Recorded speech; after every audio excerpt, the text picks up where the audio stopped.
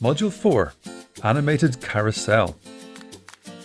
So far, we've learned how to introduce a web page with animation, we've learned about hover and touch interactions, and built attention-grabbing scroll-triggered animations. Let's apply some of what we've learned to a more practical project, putting together a more complex piece of work that makes use of animation, an animated carousel. We see examples of carousels everywhere. They're not always needed, but when they are done well, they can be a helpful way to showcase products, news stories, live data streams, or any set of information grouped together. In this module, we're going to build an animated carousel of Bill Murray quotes. Along the way, we'll be using JavaScript to set classes in our HTML and apply transitions to make it all animate nicely.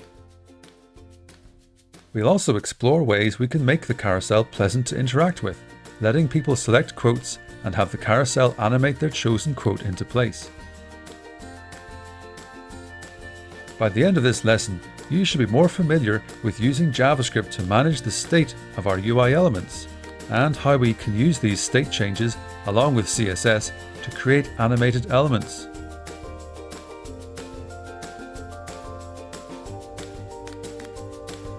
You should find attached to this lesson a file called 04.zip. This contains all the code for each lesson.